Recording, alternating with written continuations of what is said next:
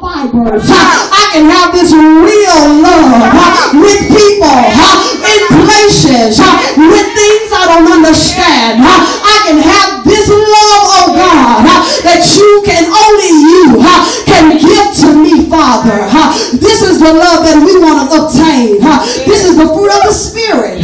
And see, it's not fruits of the Spirit. It's only one. It's fruit. It's fruit. So all the 9 fruits are vitamins. I would say it like that, are nutrients to the Holy Ghost. It empowers you. It infuses you. Hallelujah. So just like if you were taking a vitamin, you would get up every day and take the vitamin to get energy. Well, every day you got to ask God, activate my fruit. Hallelujah, that I can have energy. Activate my fruit, that I'm spiritual. See, because with the fruit, you're spiritual. You're no longer carnal. So therefore, you understand things in the spirit realm. And how many of you know that's where we are now? Hallelujah. There's so much calamity going on in the world. So many people dying. We have to live spiritually in this hour, or you will not understand the times. You will not understand what is going on around you, and you will become frustrated, and you could even die. Yes, you could die because you are not spiritual. You're carnal minded. So therefore you're acting carnally, and you'll do things that you shouldn't do. Hallelujah. And that will the wages of sin is death.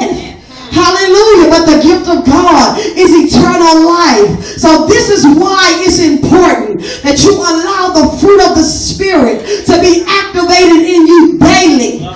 In your prayer. That should be one of the things that you incorporate in your prayer every day, and speak out every word. Lord, activate love in me. Activate joy in me. Activate peace in me. Activate patience in me. Because a lot of us don't have patience in this hour because of this society that we live in.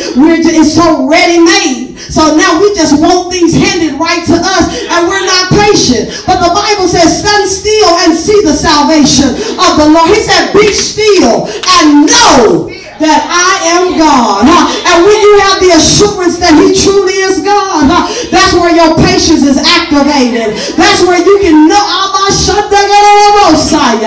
I feel good right now, knowing that my patience is activated. Because I know sometimes I get frustrated. Sometimes I get aggravated.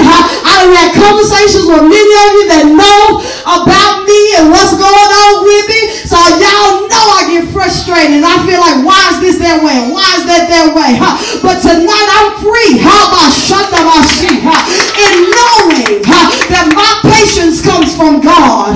So you got to ask him to activate that. Activate meekness in you. Gentleness in you. Meekness and gentleness. The same thing. It's just having a disciplined spirit. You want to be disciplined in your character, in your conduct. You want to be disciplined in your conversation. Be disciplined in the way that you spend your money. We have to become good stewards.